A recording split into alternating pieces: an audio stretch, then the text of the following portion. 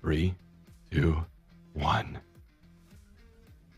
Welcome to Thirsty Thursday. How the hell is everybody doing? My name is Matt. Sometimes I go by the Grass Factor, Martin, and we are doing one of our favorite episodes where we have brought on guests from the community. Alongside me, we have Mr. Ryan DeMay and Ray Ito. Bear with us. Ryan, I was trying not to catch you with a mouthful of food. And I apologize if I put you on the spot. He's enjoying a fine Caesar salad right now, and it's not just any Caesar salad. This is one of those Caesar salads that was prepared with like fresh mustard seeds and oil of Italy, and what else can I say? Anchovies. It's really fascinating. It's unbelievable what he managed to put together and consume right before we went on air. It's called job well done. It was done. a hell of an effort. It was. Gentlemen, how the hell are y'all doing today? And we of course we can talk about what guests we have on the night as well too. I'm excited for tonight. This is a gentleman that let's see here. I think we've all had long conversations, deep conversations with this guy in other formats and forums and things like that, even his own YouTube channel. And he's a thoughtful guy, an insightful guy. He's been through the trenches. We've heard that from somebody before, haven't we? Yes, but this time it's actually the God honest truth. Can we get that out there? That when people talk about going through the trenches, yes, he actually did that. We'll read that later on. We'll read the Stephen Vetter quote that really should be on Goodreads or Brainy Quote. We should really make that a thing. If we've already made contributions to Urban Dictionary, #TrueFizzing, we should do some quotes for some famous lawn YouTubers. We'll work on that. Yes. Well, yeah. Let's go ahead and bring our guest in, Brent, Western Mass Turf. Gentlemen, Hi, everyone. How the hell are you doing? I'm great, thanks. How are you guys? Wonderful. Good, man. And I'm glad you are on tonight. And for those who don't know Brent, again, go check him out on YouTube, Western Mass Turf. And Brent and I have something in common in the sense that we both come. Wow, shit, right too. Come from corporate-ish lawn care. I would say Brent more than anybody had like the real deal. Oh yeah. Brent is like he was wearing in it. He was wearing a suit and tie, right? Something like that. Oh yeah. At one point, I was wearing a suit and tie. Yes. Yeah. Oh my God, that's. Can you imagine working? Listen. That's part of the reason I am self-employed and completely unemployable to the man now. But you put me around a dress code, Matt Martin, Ray Ito, it ain't gonna happen, dude. I do not respond well to things like that. I have no problem wearing a suit either. I just don't want to be told what I got to wear and not wear. I used to get in trouble for the length of my hair all the fucking time. Actually, I gave my former employer shit or hell. And the reason why I gave my former employer hell is, how's this one? The guy had to find me heavyweight white button-down shirts that could be embroidered. Ray, particular and ornery since day one. Let me ask this real quick. I'll ask this. It's a good leadoff question, right? Because corporate lawn care, hey, listen, it's got its pluses and a lot of minuses. But what was the dumbest rule or policy that you ever experienced or had to enforce in corporate lawn care? Oh man, that's a hard question. Dumbest one. I'm all about the hard questions. You can think about that one for a little bit. You can marinate on that. You don't need to answer it right now. Man, I'm thinking. I can't really remember anything that I was just like, that is so horrifically dumb. As far as corporate, I can think of policy. One. Here, tell me, Ray. I can think I'm of curious. one. I can think of one, and this is kind of like why what prompted me to become self-employed is we couldn't leave the job site for lunch. Really?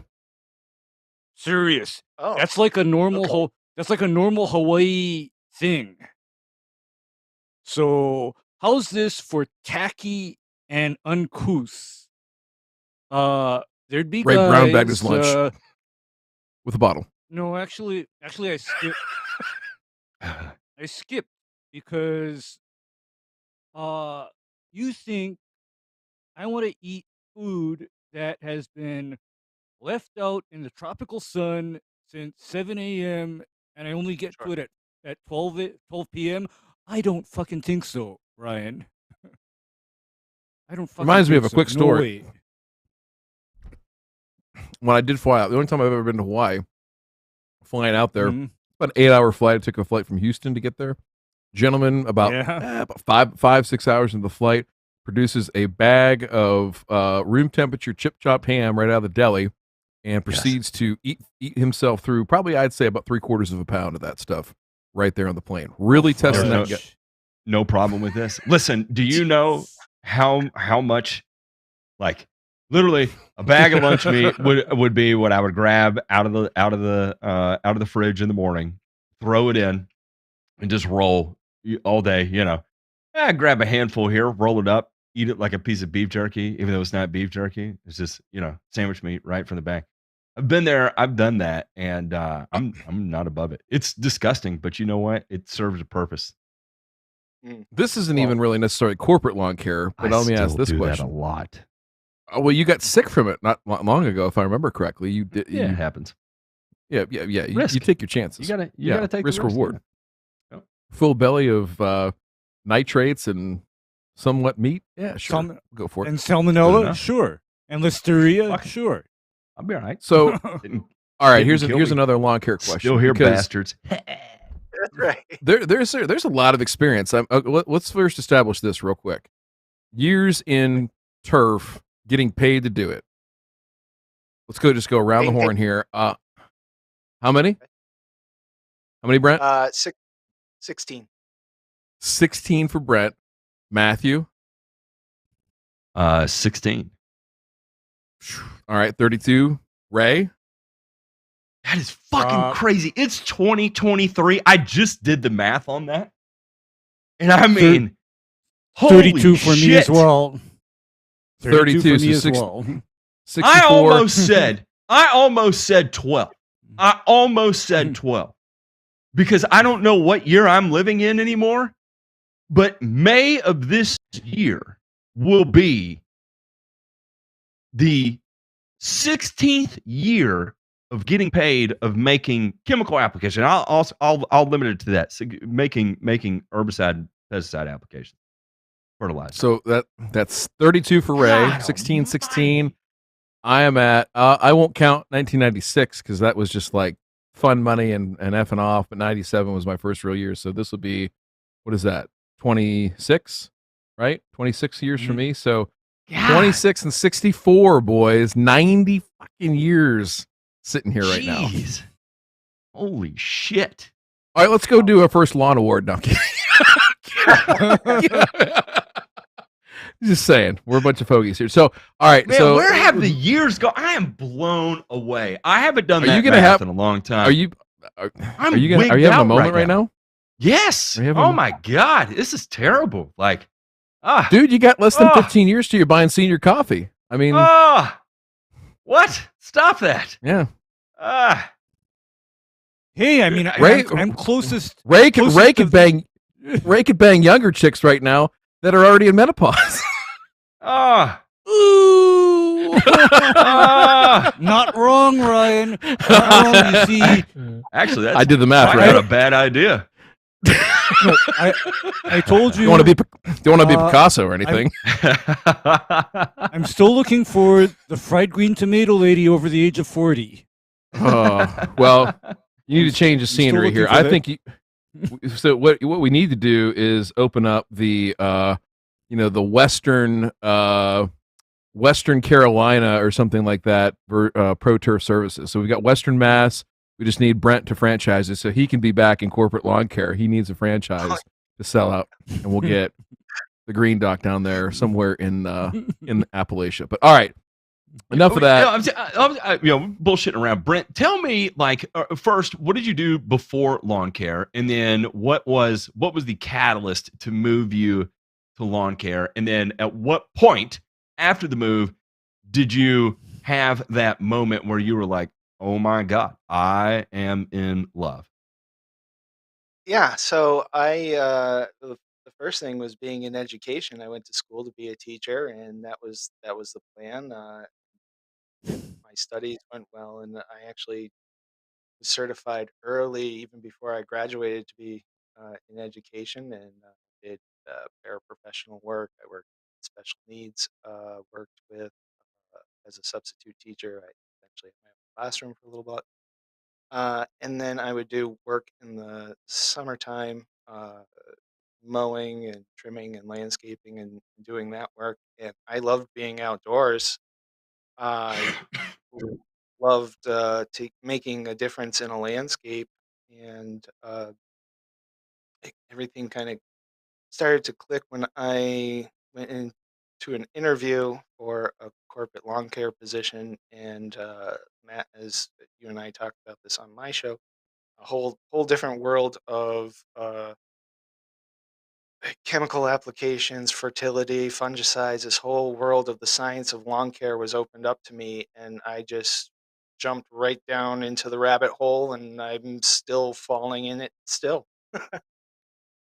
Well, I think that's always interesting. People that, especially that early, like, because I know a lot of people like in golf and sports turf, and I can't speak to lawn care because a lot of lawn care people I know just happen to be older than me and have been in it for a long time or whatever. But especially golf and sports turf, there's a lot of folks that like, oh, I went to school for history or engineering or whatever. Matt, Yeah, engineering. Yeah, you see where I ended up. Right here on the shit stain of internet lawn care. Welcome, sir. But Thanks, I appreciate that.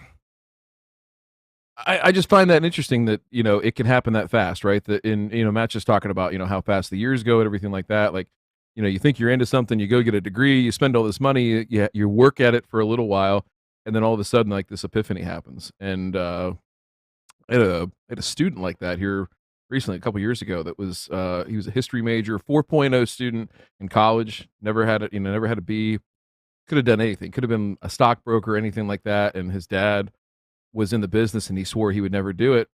And he's like, no, I think I'm going to do it. And just decided to go that route. So I don't know. I always have an Rest in appreciation peace, buddy. for folks. He's going to be fine. He's going to be just fine. But it is. it's all about that route. I'll say this, that if there is a common thing among everybody that we have on the show, the continual thing that always stands out is how aggressively the industry consumes them. And I would say even from even a prosumer standpoint, whether it be a hobby, whether it be a career, it becomes all encompassing in this odd, strange way. And I don't know what that is about it. But there's a lot of things you end up noticing too. Is that a lot of commonality between people, a lot of similarity between personality types, and Yes. I would say similarities between a drive. Like I have yet to come across anybody in the Discord that is into this that I would just say has a very lackluster drive towards life. Except drive. And exactly.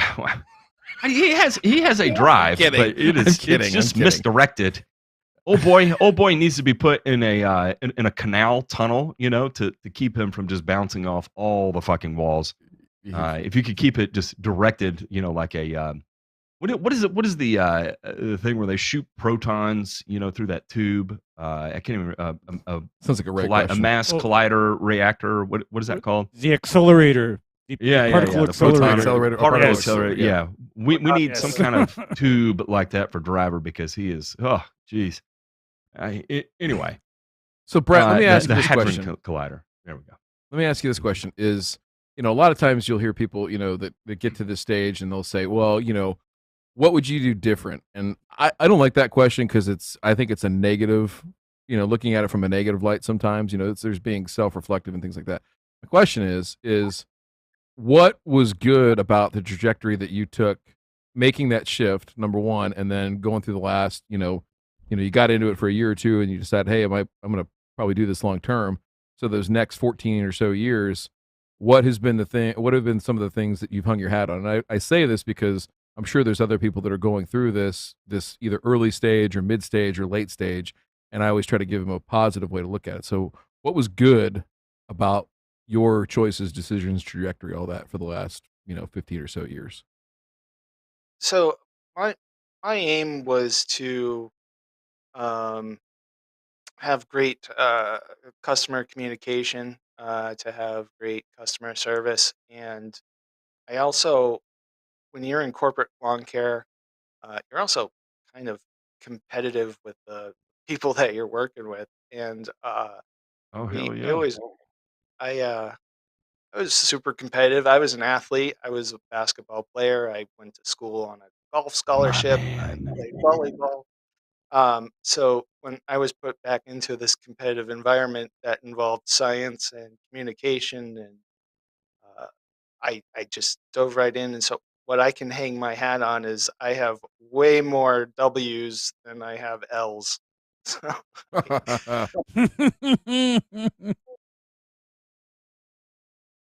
Well, The, so uh, let me qualify that again for somebody who's early late stage, because this is one trait about being competitive and about being driven, is that we have a tendency to take stuff personally, take the L's very personally, and hold oh on to those boy. very closely. oh Oh yeah, boy. Matthew. yep, Ah, absolutely. So let me ask you this: is Brent knows. how this is two-part question here. Is Sure. how do you define a win in lawn care, and how has that changed? Is it how much That's money a you make? great Is it question. what's a W? Because I think this is something that we are terrible in, and I'm talking about golf, sports, lawn care. Terrible as turf people is defining and celebrating success. We're fucking awful at it. All the So best people that I know are awful at it. Go on.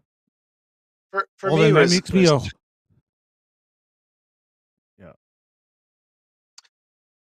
Let her for rip, me, it Brent. was turning around an angry customer into a happy customer, right? So, walking through the steps, communicating, following up on conversations, and uh, turning somebody going, "This is the worst lawn in the neighborhood. What can I do to fix it?" Or, "This is all your guys' fault. What's really going on here?" And then me just taking, going home, tearing open textbooks, reading articles, next morning calling back that customer, explaining everything, going over what we could do to fix it, what you can do to help, and communicating that. And those, I pretty much spent a pretty good chunk of my career in corporate situation doing that, which put me up a little bit higher than everyone else. uh okay. Let me I kind ask of this want to question. mirror that. Okay, Yeah, good, well, good. I was going to ask hang Ray on. too. I was going to say let's go around the horn on this because this is actually interesting. I want to hear yours, Ray. Hell yeah! Okay, I mean, I have a similar experience with Brent, and then it goes even further in that, did you all know that by the time I separated from my former employer, on their own volition, a lot of the people that I serviced literally tracked me down and signed up for services from me directly. Mhm. And a number of those people, I literally served them until they passed away and the house sold. I mean, that was probably just a lot of paternity suits of, husbands that were like, I mean, clearly this guy was over here and he was, taking care of my wife, but it was really just a ploy because then they got him served. Ray got that process server in his face. He's like, all right, I found you. Actually, Mr. Johnson wants you to come back and service his lawn. Would you be willing to do that? All right. Anyway, sorry. Well, the thing is that Ryan Sorry. almost, because my typical client was a widow whose late husband took very good care of the lawn and the landscaping by himself. And so this person was basically looking for somebody that gave a damn. And, I guess I was it. Yeah. But yeah, because, I have a little rule that has served me well doing what I do. I never get involved on a non-business plane on anybody's wife. Never. Pro I just tip right don't. there. I mean, Yeah. I don't care if they think I'm cute. I don't care if they think I look like their grandson or their son. I don't care. The answer is no. Everybody has had the customer whose husband is a truck driver, and you show up at 9 o'clock in the Oh, morning, God. and she invites you in for margaritas, and you're like, "Thanks, I have a really packed schedule today. No thanks." She's like, "I'm here Monday through Friday The until ma- 11 o'clock when he gets home." Yeah. You're like, I was gonna say, good, great. the mailman will have a be here good in one." 90 minutes. Talk to him. Yeah. Enjoy your sixth margarita of the morning. I wish you well. I'm sure it's really doing a doozy for you. Yeah, I gotta keep going today. I got a lot more to do. If What's there's a W for Matt? a couple things. I think the industry as a whole it gave me something something healthy to direct a lot of misguided energy towards, right? It was something to become obsessed with. And I very much have an addictive personality, like it's just out of control, addicted, almost obsessive compulsive like personality. So it was something to become wholly obsessed with that was not going to kill me right away, like drugs and alcohol would, for instance. Then the second piece of it was what lawn care taught me, and it took a while to get to this point, was I will say that I was not ready for how do I want to phrase this? I was not ready. Was not mature enough to handle customer interactions, right? So I went by the adage. Customer service was not anything I studied, right? It's just something you fall into, and you fake it till you make it, kind of thing, right? And it was learning how to stick up for myself. And it wasn't until I got to Fairway Lawns that I had a manager that not just taught me how to do that, but encouraged me to do that, to encourage me to figure that part out on my own. And that became such a valuable life lesson, that even being able to carry it on with me till today. And I think it's the uniqueness of problem solving in lawn care or any kind of turf grass management, exactly like you said, Brent, where if you come across a problem that has someone in the absolute outermost realm of our universe, and you've got to figure out how to get them back to planet Earth, Right. and the effort and the steps and the communication skills that you have to build along the way, to one, speak appropriately to them, two, not go broke in the process of trying to solve their problems, and three, leave them with a valuable enough taste in their mouth that they see the value in you and want to continue spending money with you, right? And that's a very difficult thing to accomplish, and it parlays into every other fucking aspect of your life, I feel like. And yeah, lawn care definitely developed that piece of growing up for me that I think I would have struggled with for a long, long, long time were it not for this industry. Matt, I Damn. gotta kind of agree with that too, because I still remember when I was 20 something, maybe even 30 back then, and we had this one person that was basically a crotchety 60 something, 70-year-old housewife, and she was difficult. She was demanding. I mean, and she complained about everything, and she had a reputation within the office.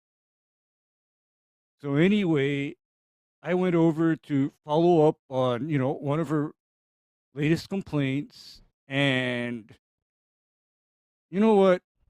She pissed me off because of complaining about minor things and for having a reputation within the office as being a witch.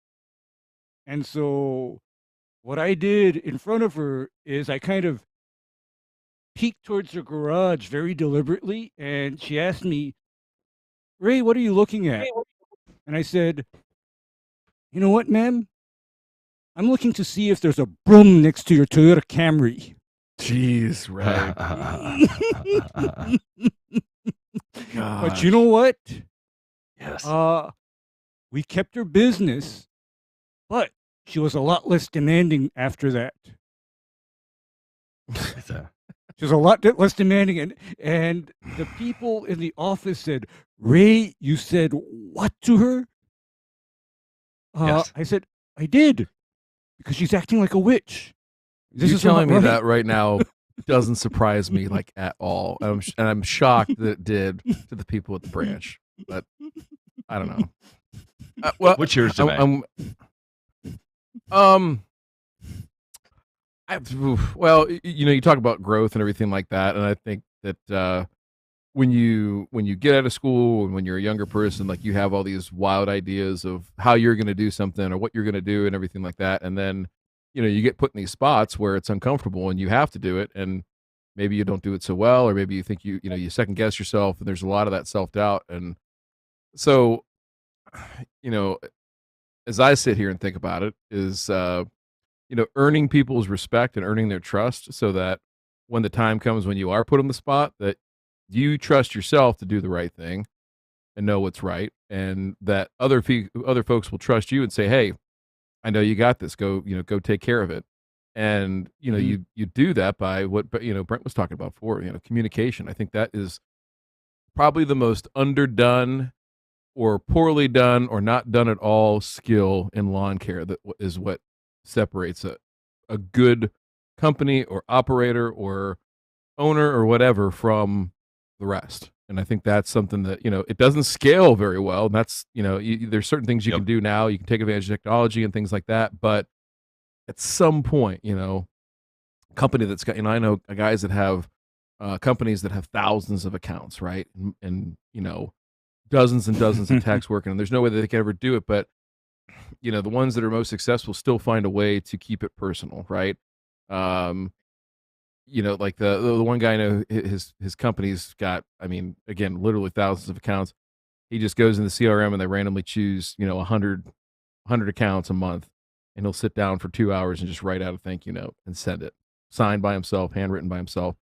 Is that going to touch everybody? No, but it helps.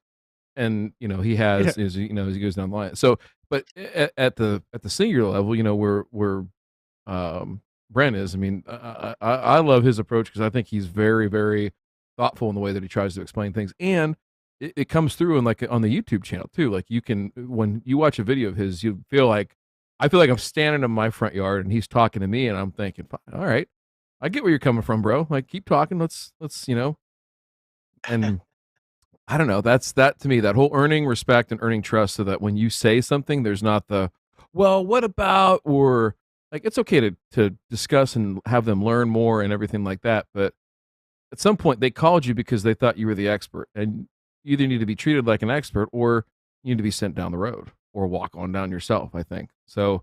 Anyway, I just always like that question about defining what success looks like. So, can you tell us just you now where you're at, right, with your own business? How long has it been there? I know it's more than just you. So can you kind of lay out, give us the 3-minute elevator speech about Pro Turf Services? Okay, sure.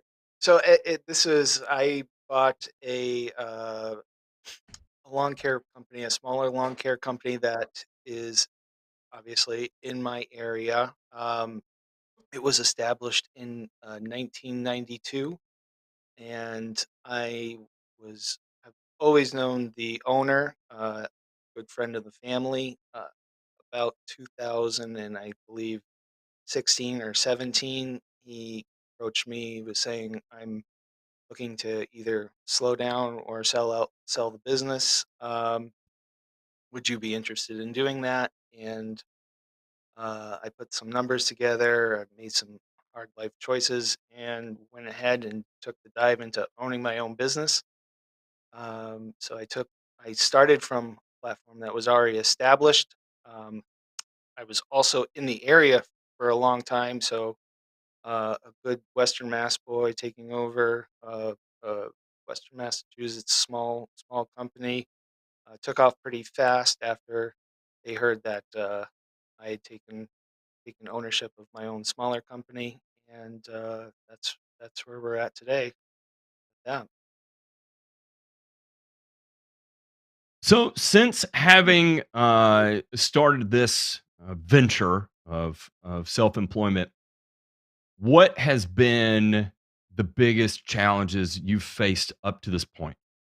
Is it growth? Is it program development? Is it systems within your business? What would have been your biggest hurdles to overcome?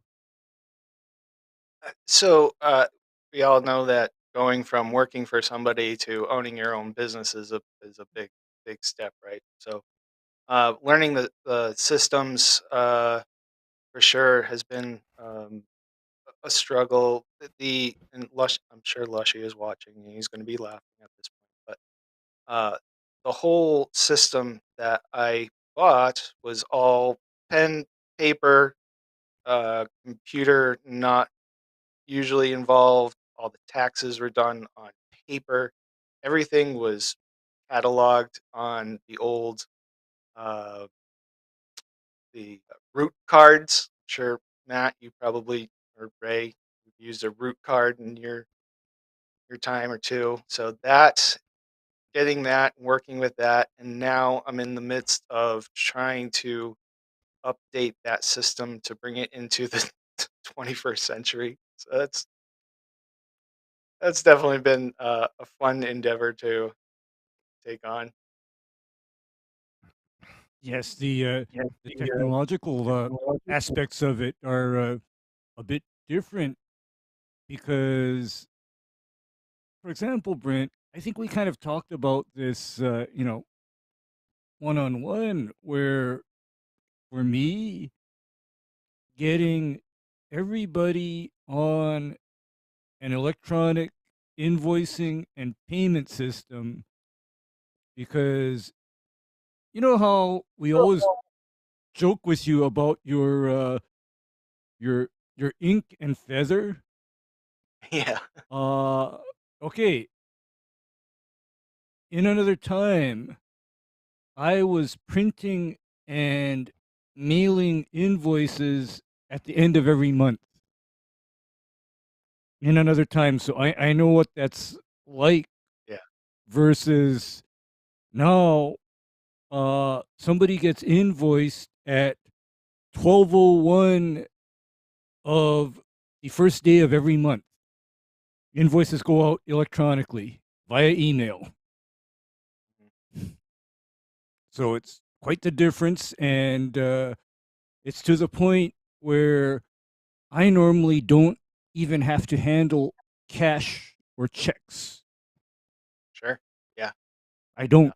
I mean, I just don't. And I guess this became important in March of 2020, for example, because I can also say that it's literally been at least going to be going on 3 years since I set foot in a bank.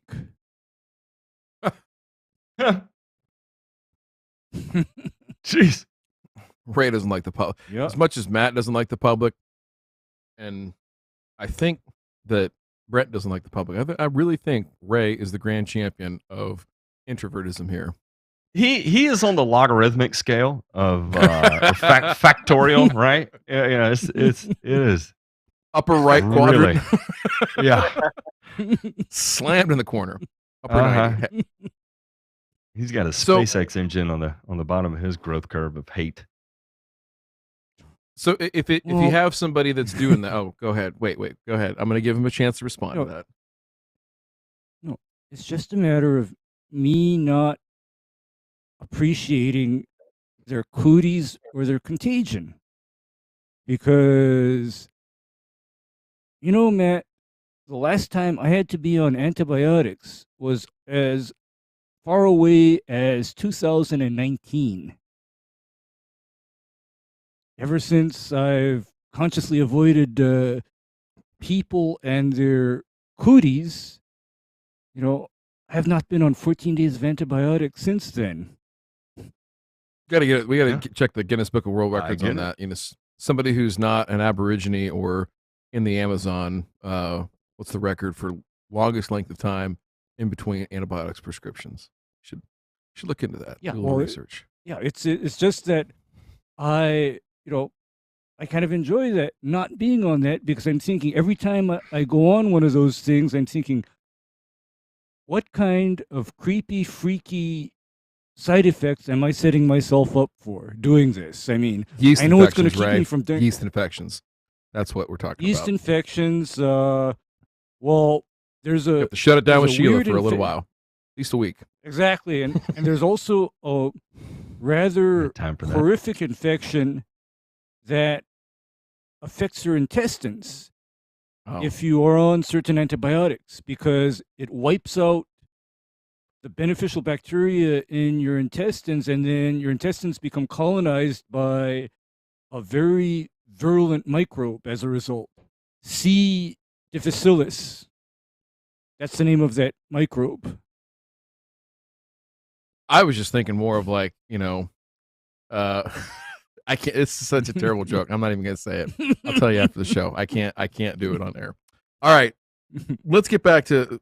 So, for somebody, Brett, that is thinking of doing this, whether they're gonna get, is okay. Let me ask you this: is there a difference, and would the playbook that you would prescribe for somebody be different if they had experience in both cases, but they were thinking about either starting their own business and they'd been working small time or on the side or something like that, versus somebody that was buying a business, buying their way into it?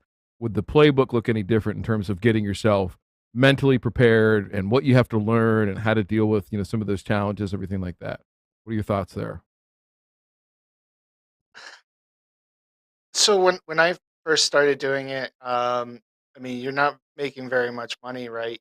You're trying to build up to it, and I wanted the opportunity to learn from a corporate lawn care gig, and so that kind of Mm-hmm. experience made me extremely more comfortable with taking over my own business. So that's the route I done. I've experienced it.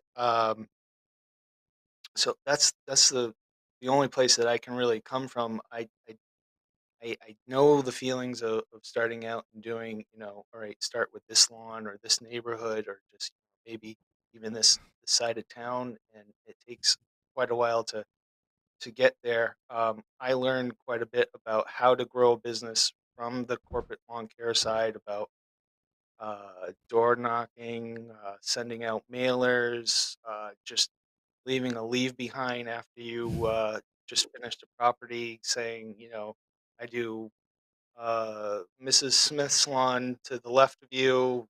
Uh, she's really happy with the service. Maybe consider calling me.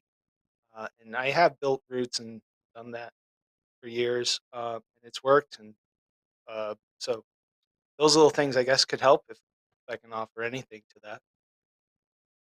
What do you think? Let me ask this: is we all read the Facebook groups and stuff like that, and there's some good stuff in there, and there's some poor stuff. But what do you think some of the most avoidable mistakes are that people make? That I'm not going to say that they're like death blows or anything like that, but especially getting started right on your own, and regardless of how you come into it, what are some of those mistakes that people could avoid that you maybe see others making or have made yourself even? Um, I wouldn't go equipment crazy. I think you can start out making Good point. making stuff work minimalistically, and then building your way up and investing back into the company that way. I When I first started doing landscape stuff, I can even remember just borrowing the mower.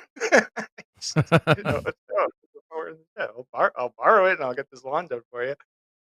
So I don't know. I think just be patient with yourself. Don't go overboard with all the stuff. Don't put the cart in front of the horse, I guess is what I'm trying to say. Man, let me tell you how much I think that is a great idea.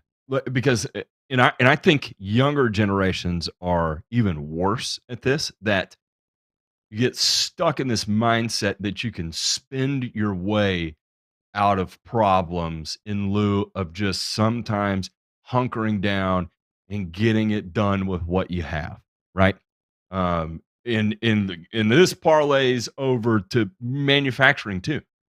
How many times I have gotten a phone call that, hey, I need to get this to fix this, and just you get there, you take a look at the problem, you're like, no, it's gonna suck, but we can fix it like this, right? Exact same thing in lawn care. Like, oh, my perma green went down. I can't finish my route today. No, bullshit. All you got to do is, and I've had to tell I've had to have this conversation with myself in the truck before. Quit being a fairy and pull out your dry spreader, fill it up, and go push it across this Georgia lawn. I know it's 30,000 square feet.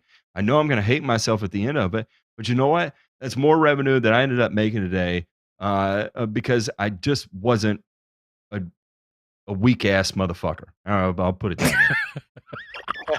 You know, Matt, do you want to know how many times I've actually had effing finish excuses a job with a B&G hand can? Oh God. Yeah. No, I've had to do it. And the reason why I've had to do it is at that time I was using a type of pump that was prone to failure. And so I'd start her up, or else I'd be in the middle of the job and loading up like my last 5,000 square feet, and pump took a shit. So what I ended up doing was draining the contents of the tank into the B&G can and finishing the lawn.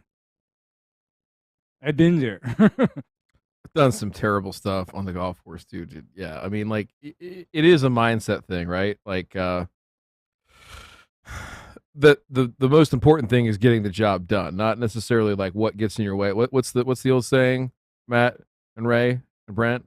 Don't tell me how rocky the seas are. Just get me into the fucking port, right?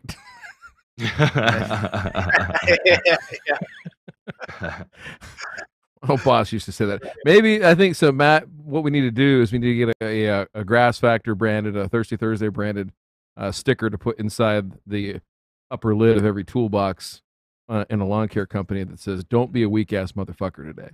Fix this shit." Yeah, I look, and it's only it's you can fix this conversation. motherfucker. We need the Matt with like the Uncle Sam pose. That's And I know this isn't something like Driver could identify with. I know that he would. There's no time where he'd probably just up and walk away, go home for the day, wash his hands of it. But sometimes you just got to hunker down and get the job done with whatever it takes, right? And a lot of times you may not have the appropriate tool or the appropriate whatever, and it's going to suck. But you live to see another day because of it, because you just said, you know what, I'm not going to effing quit today. What are these soil tests we've got here? What are we looking at? Oh. Can we start to fire these up? These are all gorgeous, customers of mine. Yeah, gorgeous. I thought you would find these interesting. I mean, fairly simple. I'll say that after taking a look at them, and we'll look at this here. pH 5.3. We're on the low end there. The phosphorus levels are sky high, 284. Potassium levels are pretty gosh dang low. Of course, we're on the lower spectrum of magnesium and calcium as well. All right, that's the first one. Then the second one here. decent pH in this yeah. here. We'll call that ideal. Again, high in Yep. phosphorus. You're there with potassium. But take Yeah, and the way I'm going to approach this, I'm going to say this is that as a lawn care operator, the fewer SKUs you have to inventory, the less expenditures you're going to have, right? So as I take a look at this, what's going through my mind, this is for people that are standing, playing along at home, is as I take a look at this, I'm trying to think, what is one product I can buy that as an average across this is going to provide me my biggest bang for the buck, right? Fewer SKUs I have to carry is the less cash I have to put out in front, and it's less I have to roll over from season to season or year to year, so to speak. All right, we had another one. Look at this. Look, this is this is gorgeous. 4.8 Oh, pH. We're getting low, but then like 29 parts per million of potassium. I've got to say that is on the lower end of low potassium that I have ever seen. That I've might seen make it the that cake low. right there. even Turf Truth. I've seen it that low. That's low. Mm-hmm. Yeah. Or yeah. not low enough for Michael Woods though. Oh, it is. It Yes, it is. is. It is. I knew Ray was going to say that. Combative I knew he was old gonna man say Ray. that. Oh man. All right. So our listen. last one. I mean, we got one more. Oh, do we? Hang on. Oh, Look at this okay. one. Yep. So obviously the common trend here is that, and I would say this is rare for the ones that I typically look at. I can't say Western Mass is anything I've ever really studied, and it's interesting that you even have higher phosphorus levels than Lushy does, but is you have phosphorus levels higher than your potassium levels. That is fairly interesting. I can't say that's something I've seen a whole lot of. But also like Lushy, you're dealing with on an average lower pHs, and that's obviously not across the board because we have a 6.6 and a 6.5 here as well too. So Yep. in my opinion, looking at all of this, as a singular product that I would buy, it would be a 1:0 ratio fertilizer. Now, let me ask you this: are you a granular or a liquid guy? Be careful how you answer because I will fucking judge the shit out of you if you answer it wrong. So it depends on what I'm using, but I will use granular about 90% of the time. Me too. Okay. Me too. And wait, hang on. Let's get this out of the way too. How many applications are you doing a year? Depends on the customer, but a basic program would be four applications. Okay. And so your season is typically running what? Mid to late March through early November? I would go as far as to say over the last 8 years, it is more like the beginning of April to the beginning of November. Okay. So we'll say May, June, July, August, September, October, November. So you've Sure. got, in 6 months, you've got, roughly 4 to 7 potential applications that you can get down in that time period, which is not a lot, right? So you have to be mindful about what goes down, when, the timing of it, and all that fun stuff. So again, leaning back into this, if I had to pick, two things for certain that I'm going to be doing would be lime where is required, and a 1:0:1 fertilizer. And considering you're covering 6 months in we'll say 4 fertility applications, we'll leave it simple like that just for sake of math. You need approximately 45 days of response in order to achieve that. And so, it makes sense to do a granular application from that standpoint, because in a single application to try and achieve a 6-week color response, what would be an appropriate level of what is the subjective term? Uh, an appropriate level of what is it called? Turf quality, right? acceptable level of Yes. turf quality, it would be hard to achieve with a liquid, if just not impossible. Period. If I would make that argument that you're not going to be able to get 6 weeks out of any fucking liquid, period, No. consistently. So Yep. when I said be careful about how you answer that, you answered it. So I don't have to judge you anymore. All right, I'm out of words. Sorry. Let's talk about this. It's another interesting thing. You talk about rounds and things like that. So pricing wise, and I'm not asking you to share your pricing, give away anything competitive advantage, anything like that. But there was a little bit of talk last night on our Discord about, having to raise prices and feeling the pain of that and what's going to be attrition and all that sort of stuff. So just generally, and then we'll dive in a little bit deeper, but generally speaking, giving, the conditions, economic and otherwise, in the last, 2 or 3 years, and I guess it goes, on the, the buyer side too, right? The homeowners and the folks that are contracting with you. Where do you land right now in terms of pricing and your strategies around that, right? Are you trying to hold the line? Are you not afraid to, move the needle a little by little, or are you an all at once guy? Like, how does that fit into what you're trying to do in clientele?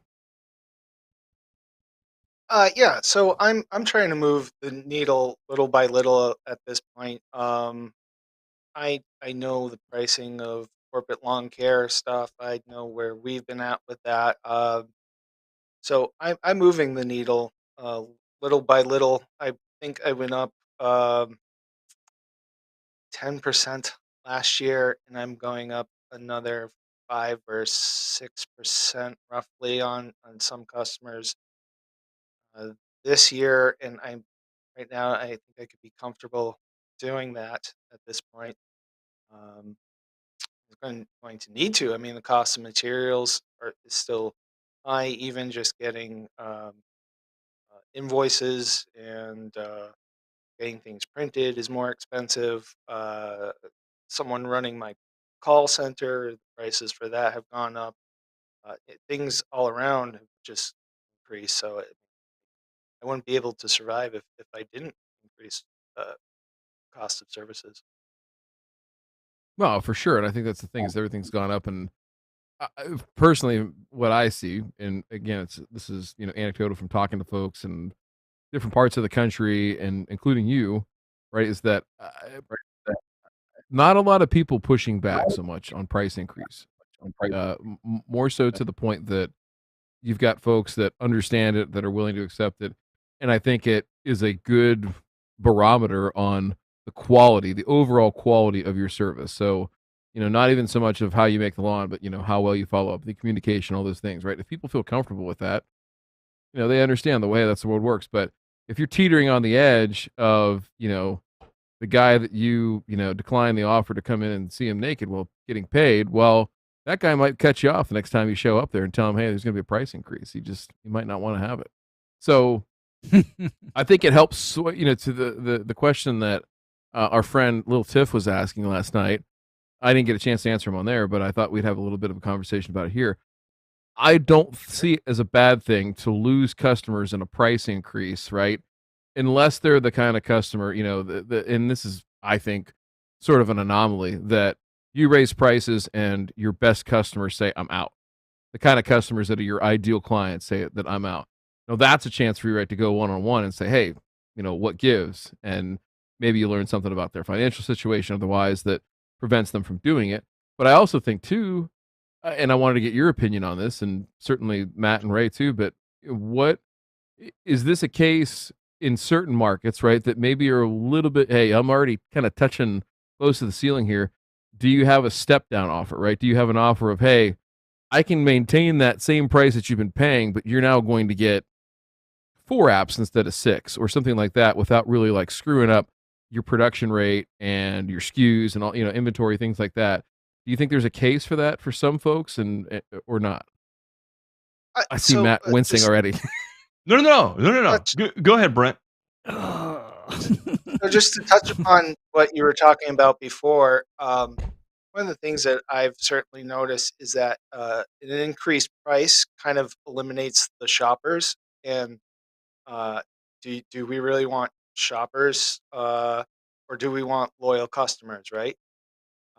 So one, having a higher price will take care of the people, and the shoppers are usually the ones that are going to call you 18 times a year about some issue with the lawn. Whereas you have loyal customers that will call you, and you explain it, and they do the job, and you move on, and that's it. So on the second point of that, oh, geez, I lost track. I was Well, so committed to my first point. no. So is there a case? And I'm not saying it's for everyone because I don't think you should just do this right off the bat and have this be the answer. But do you have a counter offer or a step? Some people will call it a step down offer of, okay, I can maintain that price of what you're paying, but I've got to lower the amount of services that I'm providing for that, right, to match right that price. So do you offer, hey, I'll get you down to 4 applications a year. Understand that, the product that you receive is not gonna be the same, but your price point, it's almost like yeah, Matt probably has a lot of experience in this because he's totaled 9 cars. You go to the car dealership and they say, "Hey, what kind of payment?" "Oh, 600 a month? Yeah, let's get you on this 96-month payment plan, and yeah, you can get a new car to wreck."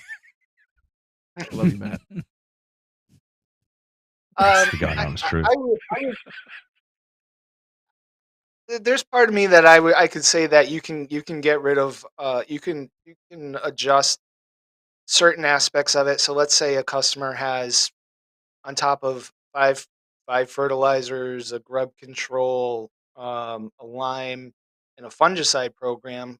I can probably drop a few of those fungicide applications in the hopes that the customer's cultural practices are going to be better.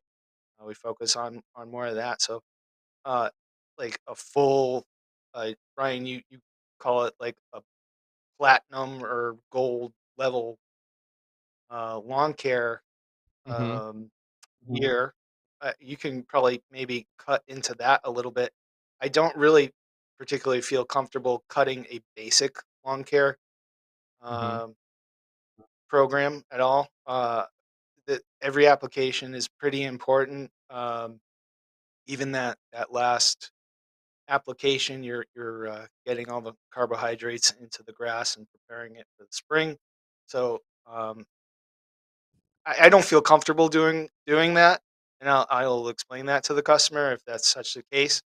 But in the end, if they're gonna drop one aspect of it, I don't like it, but I would do it. Yes. This is I was wincing honestly because I was like giving it serious thought. And if there's ever a time to separate yourself from the competition, it's to be creative now, right? Being creative in the face of objections.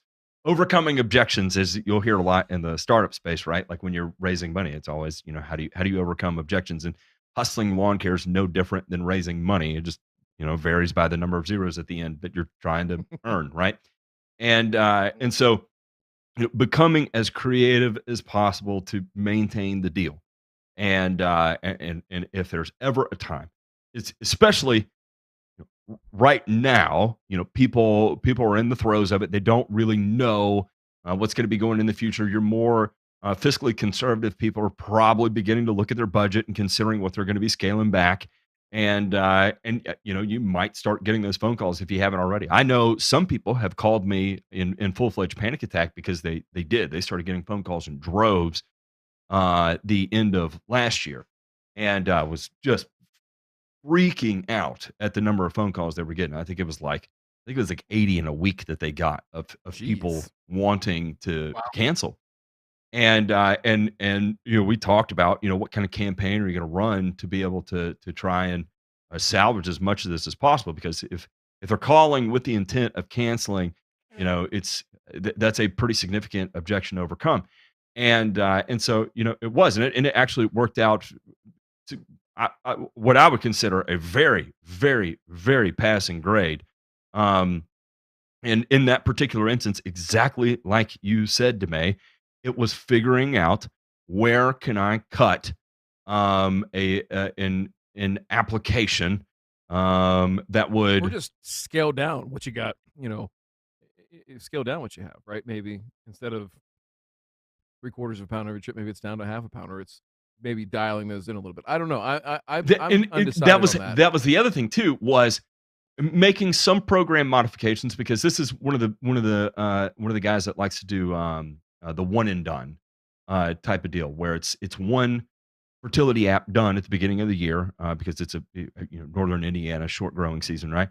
Does a one and done application at the start of the year, and then the remainder of the apps are it's you spend all your entire budget right there at the beginning of the year, and then your pennies from that point forward. And it's like, well, let's not do that. Let's be a little bit more targeted with it, and use something that's going to be a little bit more affordable, and look at it from $1 per 1,000 square foot perspective of, if we do it this way, what is our total overall expenditure for the year versus if we do it that way, right? And for some of these people that were getting antsy, it's like, okay, look, this is going to be the price, but what we're going to do is we're going to shave this particular one because you don't have irrigation, so to speak, right? And this is going to be a time of the year for you where typically it's going to be starting to check out anyway, and so we're just going to pull that for this year. And if things start to look like they'll rectify, we can readdress it at that point. But being creative of how you're going to overcome it. That makes sense. I can't agree Ray, with I know, that. Yeah. Ray, I know this isn't your wheelhouse, but what would you, if somebody asked you that question in that context? I mean, what would you advise somebody else who's not the green doc to do? Well, what I would tell them to look at is look at their nutrient sources, because I know personally for me, my nutrient sources, for the most part, are rather economical. Mhm. It's just that I do not get 60 days out of a fertilizer application, and I sure don't get a one and done out of a fertilizer application. It's more about smaller targeted amounts of material applied when they would have the most benefit. So it's all about precision in application. I mean, that's what I'm about, because even before the global chaos of 2020, fertilizer was always expensive where I'm at. Right. It was, everything was just, Lord, ungodly expensive. $50-something for a bag of Umax where I'm at. $25 for a bag of AMS. Potassium nitrate is $60 a bag. Triple 20, Peter's triple 20. That'll be $40 for the 25-pound bag. And my beloved Yaramila 111, that guy was always about $25 a bag. Always. So, and of course for the, lawn type, supposedly 60-day interval app fertilizers, all those guys run about $35 to $40 a bag. And they don't last very long in Hawaii anyway, so they're sort of no use to me. They don't matter. One and done quickly becomes six and done in Hawaii with those soil temperatures and rainfall amounts. So Yeah. I get it. It becomes six. It becomes you're going to be back in 2 months anyway. And actually, every single supposed slow release fertilizer application I've seen done is chooching for the first 30 to 45 days, grows like a motherfucker, and then by the 60th day, the grass is dead. Like, there you go, Matt. You wanted a marketing campaign to overcome the sell off. Growing like a motherfucker.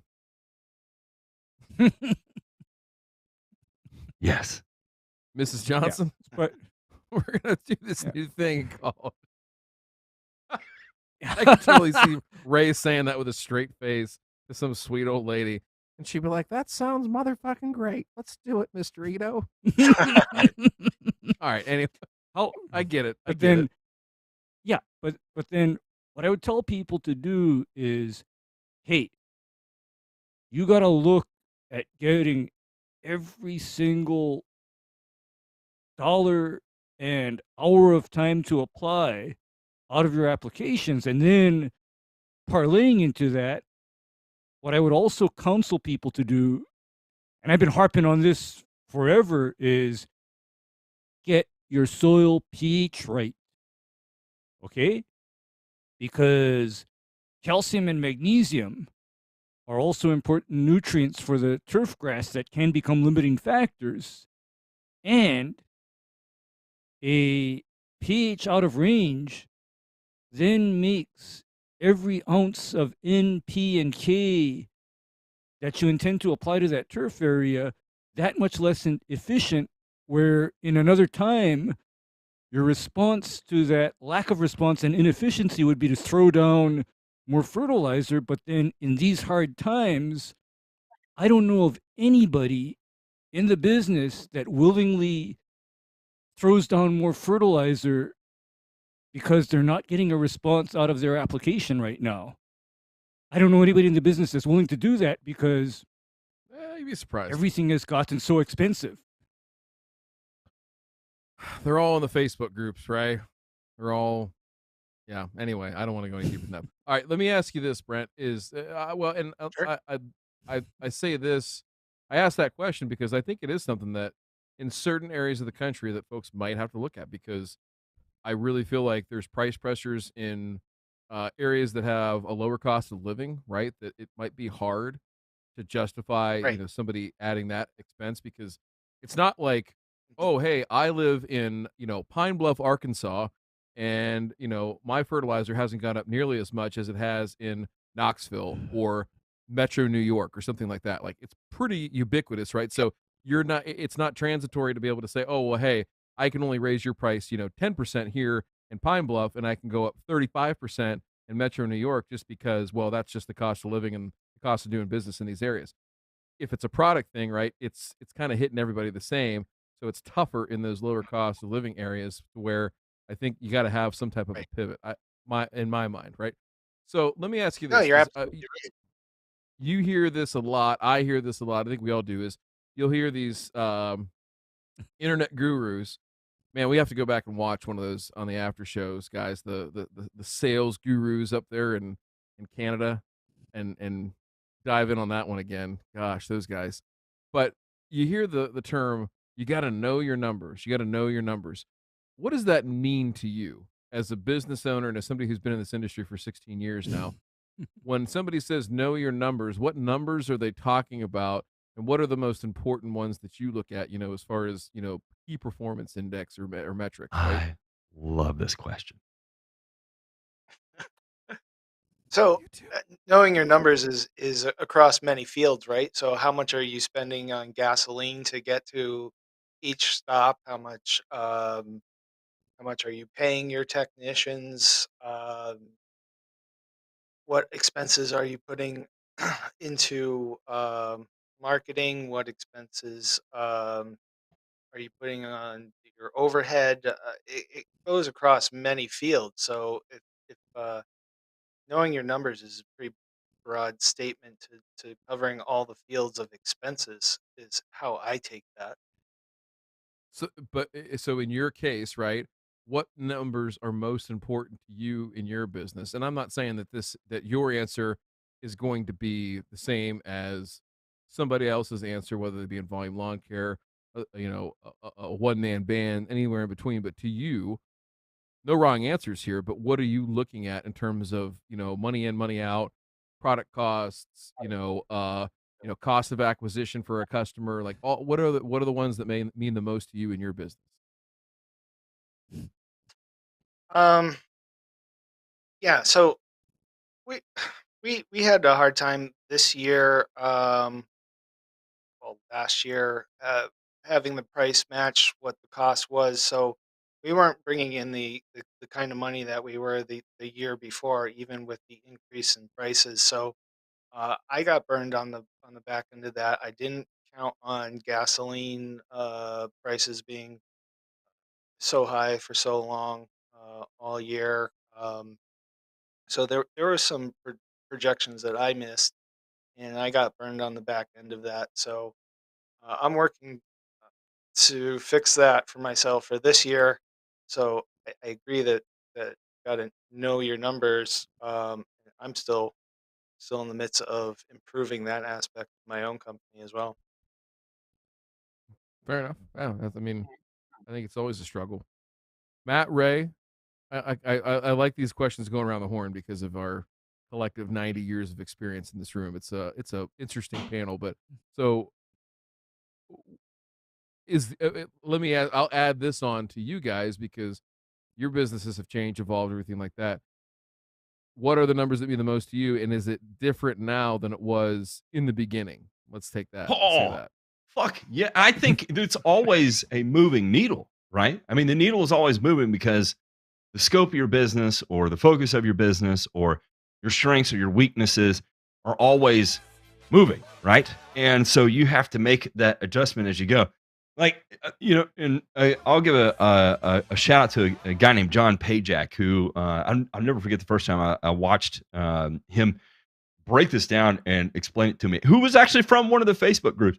And this is when, you know, listen, there are some people you meet in the Facebook groups that are just like, wow, that is a home run person. Let me tell you, anybody that has ever met John Pajak will only have that to say about him. Just an unbelievably amazing human being, the kind of human being that you want your kids to grow up to be. Anyway, um, Pajak broke out a whiteboard scenario and showed exactly how to allocate costs to even all the way down to your pieces of equipment. And one of the things that he did in that was taking into account maintenance intervals and what you should be budgeting based on the maintenance intervals that existed in your equipment manual, right? So, we'll say it's a permagreen. How frequently are you changing your brake cables? How frequently are you, replacing your paddles, so on and so forth. And you started to be able to calculate what it costs to turn on your permagreen that day, right? And or how much did it cost for you to take your truck off the lot that day?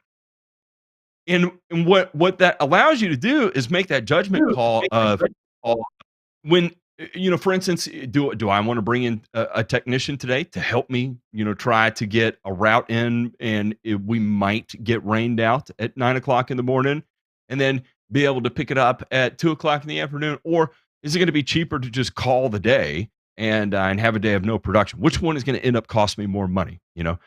Having people come in and not really getting anything accomplished, or just scrapping it and calling it, whatever it is, right? So anyway, that was like the first aha moment I had was actually understanding, how much did it cost to get there in the morning? How much did it cost to turn on the truck? How much did it cost to get to the first stop? How much did it cost to turn on the permagreen? So on and so forth. Then, and I think the big piece of that moving forward was planning for unintended expenses, right? Because going into it, it's one of the things that you say, oh well, I'll get to a point where I can do that, right? But no. Actually writing it down on paper and having it in the back of your head, whether you have the money to set it aside at the time or not, at least be cognizant of it and write it down somewhere so you don't forget it, that when you do have the money and you start thinking to myself, right, how am I going to allocate every dollar that I have in the bank right now, right? Because ultimately at the end of the year, how much profit do you want to carry to the end? How much profit do you want to carry to tax? Well, so on and so forth. And again, map it all out on paper. But as time goes on with your business, you start to pick up on what those unintended expenses are, right? And it could be like, all right, I'm going to factor in that I'm going to kill 10 yards this year, or whatever arbitrary number you want to put it there. I'm just using 10 for the ease of math, right? And Sorry, cut and I kill. know that to repair 10 lawns is on average, it's going to cost me $300 a lawn. So I'm going to set aside $3,000 through the course of this year in just unintended dead lawn repairs. Okay. That's one thing. Or I'm going to set aside a slush fund for a motor failure this year. The likelihood of me having a motor failure is zero. But we'll say 0.01% because nothing is a true zero, right? But I'm going to go ahead and set it aside. And maybe the second year that I have that set aside, and I still haven't dipped into it, but now I've got 2 years of motor expenses and one of them just purely unnecessary at this point. Where can I reallocate this? Maybe I can offer it as a bonus to an employee, or maybe I can offer it to just fund money for us to go burn down the town and drink a whole bunch of adult beverages and have a team building day. Maybe we'll go to the shooting range and shoot a bunch of guns and whatever, so on and so forth, right? So I think it is so fucking important. And you want to talk about getting your ass handed to you in manufacturing? This is one of the biggest lessons I learned, was just documenting it, even if you don't have the money for it, but documenting it so that as you do start to cash flow these types of things, is where to allocate every fucking dollar, so there is no aha moments. Eliminate the aha moments, and it just becomes so much easier for you in the long run, right? Damn, son.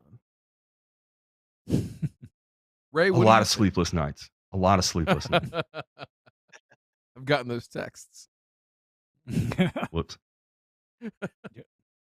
Ray, what would your advice be on the numbers game? Because you're in a little bit different boat, being all by your lonesome, but in a pretty precarious situation where, as you've alluded to many times, the cost of failure for you is far greater. You've got a lot more on the line, right? So, what does it mean to you when you say know your numbers? Well, it's know your expenses, and know and account for all of your expenses. Because you see, your average chuck in a truck, for example, he doesn't plan, for example, on, I've got to repair a piece of machinery. Oh, I've got to pay for gas. Or goodness, the truck needs to go to the shop for a week. Chuck in a truck hasn't planned for that, where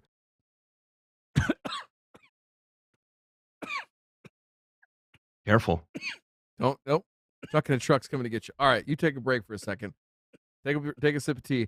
Now, the other thing about knowing your numbers, and Ray alluded to it before, about like having your products right and everything like that, is how Brent, how do you evaluate new products, different methods, things like that come up? Are you kind of one of those folks that just, hey, we're going to do old reliable, I know this works, and I'm not saying there's a right or wrong way, but if you do, how do you evaluate them? If you don't, have you ever thought about it? Yeah, so I've actually I'm Mr. Try it, see if it works guy. I like to experiment with all that stuff. I think if it doesn't happen this year, it's probably going to happen next year. That my backyard is probably going to start to glow in the dark. Um, so Oh, I've certainly will try something out and work with it and experiment with it first before I put it as a tool in my toolbox. So I give something time a year in advance before I feel comfortable just going out there and using it. hmm, okay. And how would you, I guess, as a rule of thumb or best practices, how would you, in your own words, advise, again, small business owners, just particularly because it's a little bit different at scale and volume lawn care, how would you advise them to evaluate those products? Certainly taking your time. I agree with that as a tenant, but what are you doing and what steps are you taking to really evaluate and say yes or no that I'm going to do this? Um, what measures? How am I measuring like the success or Yeah, measure. failures of a product? Yeah, sure. Like measuring it, or proving or disproving what you think about it, or costing it out and saying, "Oh man, I thought this was going to give me season-long control that only lasted for 6 weeks." Whatever, however you're measuring that, like, what are you doing, and what would you advise people to look at? I mean, certainly it's easy to just say, "Yeah, that's greener than that over there. That's treated with my same old standard stuff," but that can't be the only thing, right? Because there's other elements that go into that, right? And how long it's going to stay that way, and whatever. Yeah, yeah. So I take that into account. I also I will definitely do the visual green test. I will see how a product survives a drought area.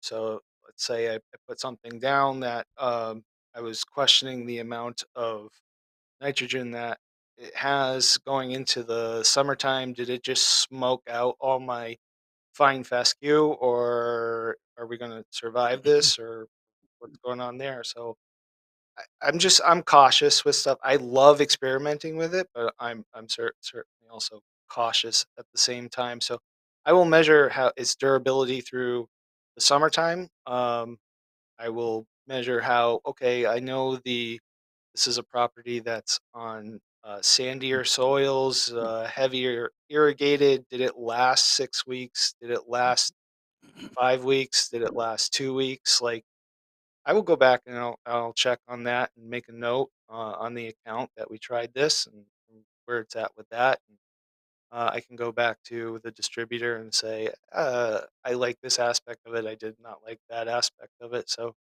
um, I play a lot of the things by some of the science of it, which I love, but also what am I seeing in the field when Sure. using that? I mean, I think you have to, right, to a certain extent, because you're going to be judged ultimately on people's perception of it, and that's mostly what they see with their eyes, right? And you could Yep. sit there till you're blue in the face and explain to them, "Oh, it's a different mode of action, and this, that, and the other thing," and they're like, "Fuck you, I got grubs. What are you going to do about it? You're going to seed my Yeah, yard, lawn exactly. boy." Yeah.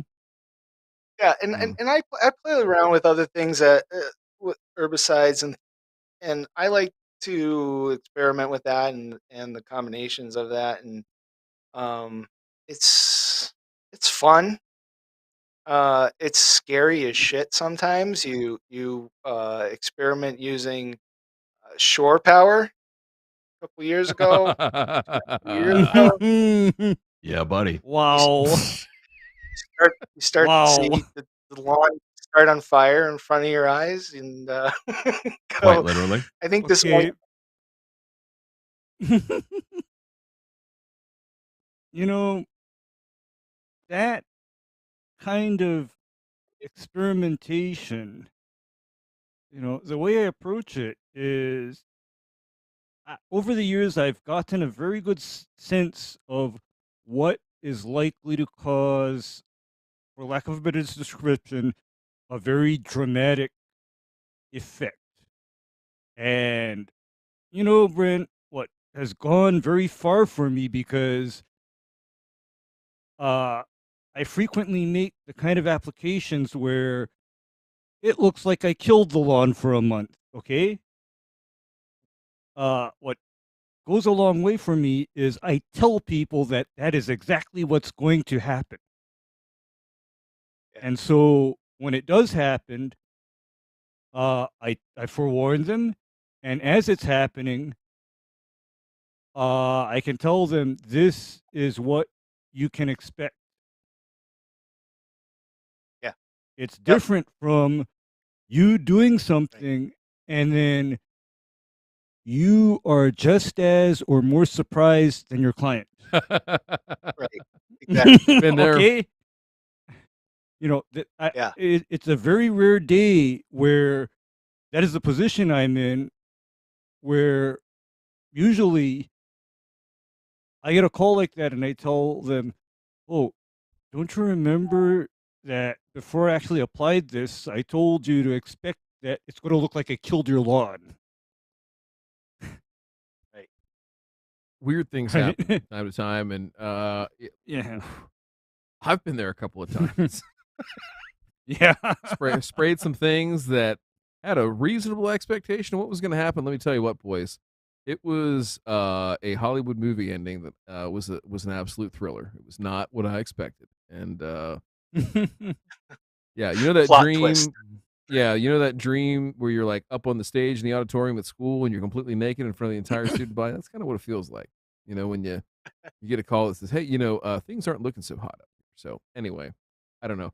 All right, hey Brent, what other questions do you have for us as we wind down our time here and get ready to go to the after show? No rush, but you're our guest and we want to hear from you. What questions do you have for us crazy Sure. I, guys? I don't know if J Pink has those soil tests or Matt was looking at them. There's one that's labeled Grimard Street. I don't know if the labels are on there. It's the one that had the super low pH. Oh, This the one. 4.8s. Yeah, Ooh, 4.8. Okay, so this Dolomitic is one that lime. I've talked. Yep, yep. So this is one that I've changed her program around to involve uh, 3 limings in a season. Mm-hmm. We're going to get out there early on, and then middle of the season, and then again at the end of the season. But originally, this lawn was all fine fescue, but it had trees. Now these trees have been removed in 2009.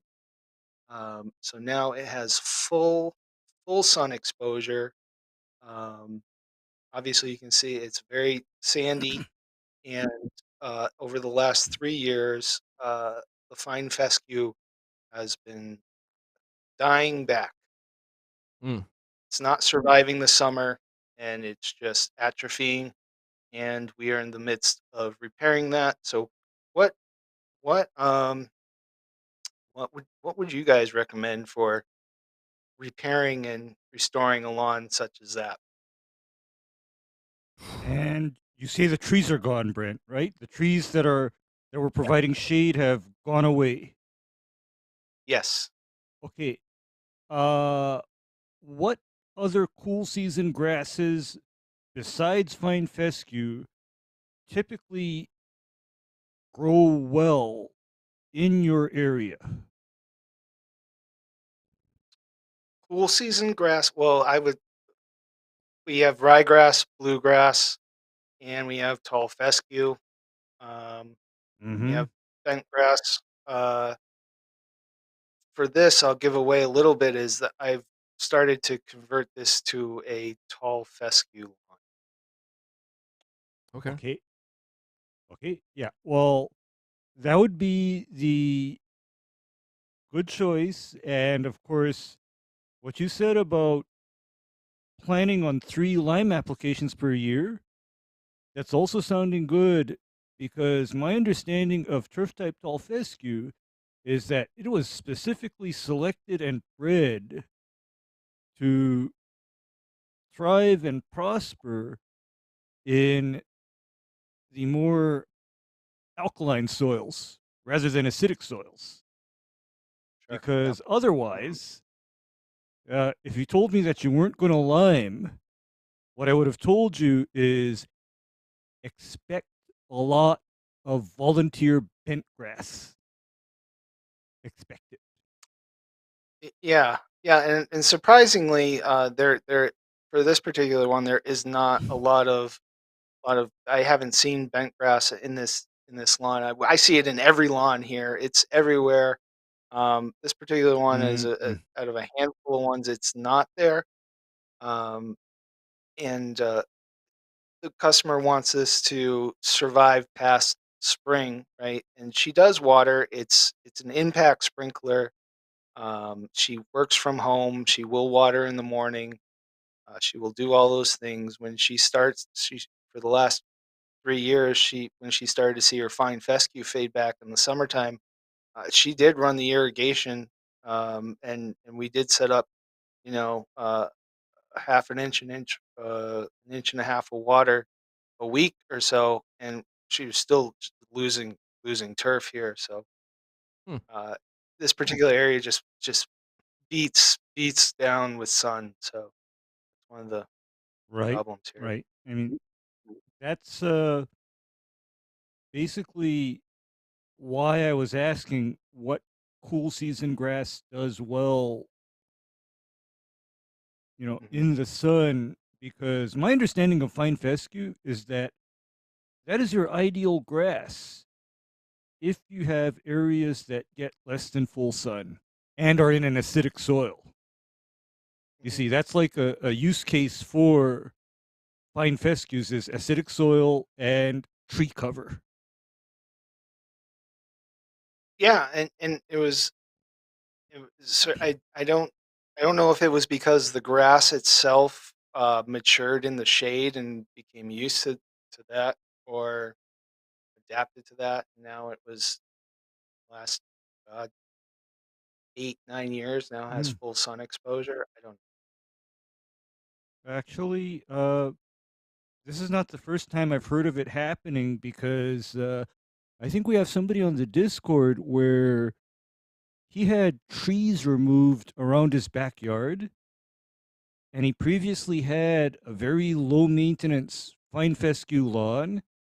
But once the trees went away, he noticed that any area of the yard that got more sun, the fine fescue started to die back. Yep.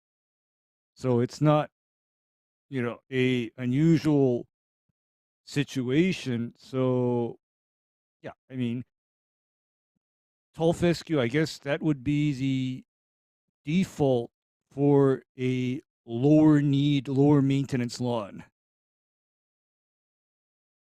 Yeah, That's yeah. where I would I go. think that this is. Thank. Yeah.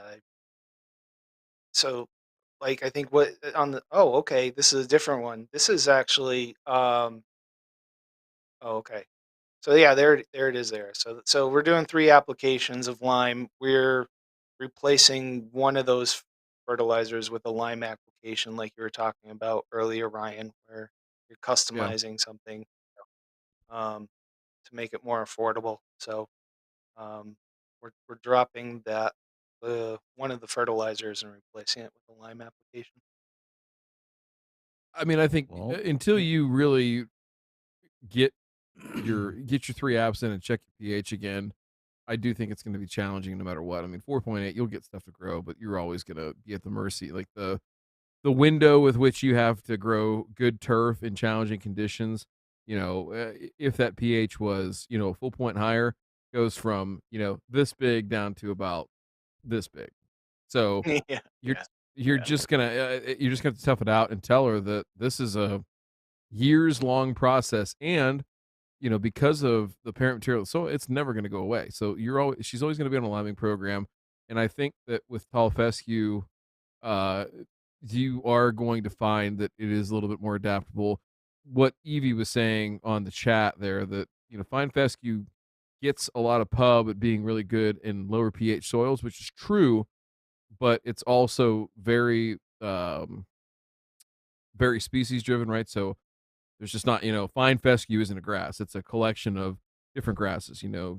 sheep's fescue, blue Mhm. fescue, hard fescue, chewing's fescue, red, creeping red. Like there's a few things there to figure out. So I, if I were you, I mean, I'm surprised nobody's really done this and dove deep on specific cultivars within, low pH soils of, New England in general. And maybe your seed suppliers know this, and it'd be good to ask them is, where are the best performing low pH lawns, and try to understand what newer cultivars are out there that are performing well in those, and gravitate towards that. So can't Yeah, for sure. it's hard to beat genetics, as Matt Martin would tell you. Yeah, definitely. Can't No, I. can't win without them, and you can't outlive them. So all right. With that being said, Brent, I know we're going to have you back on again because, like I said, it's not often we can pull this much talent and experience into one YouTube video. So we'll definitely be doing it again, probably this year. I'd like to hear from you again. Late summer, early Sure. fall, something like that, and check back in because you're a real one, and not that the people we enjoy talking with people that are in the trenches, right, Matt? You're We damn love you, right. Steve. We love you, Steve. Keep selling those used cars, buddy. Hope it works out real well for you. Okay. All right. With that being said, ladies and gentlemen, it's time to go to the after show. We're gonna see if we can get Brent to say a few bad words with us on the after show. You know, maybe drop an F-bomb, maybe say shit. I don't know.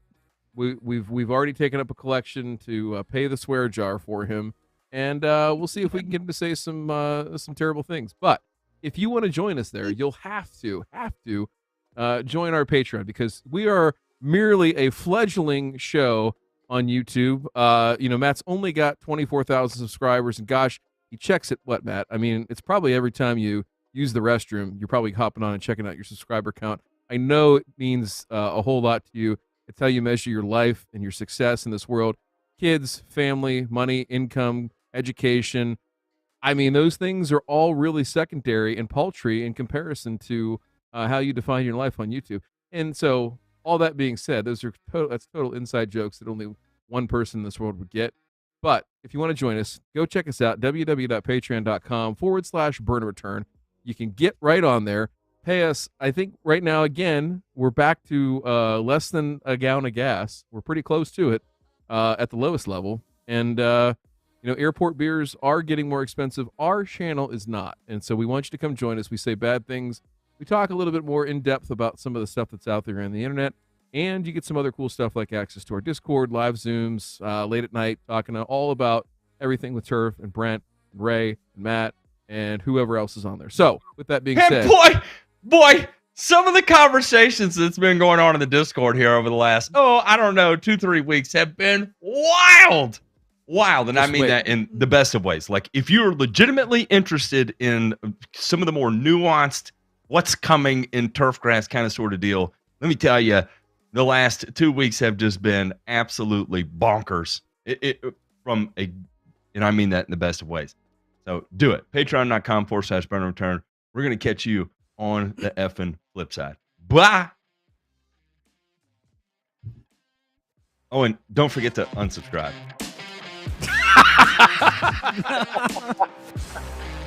Get fucked.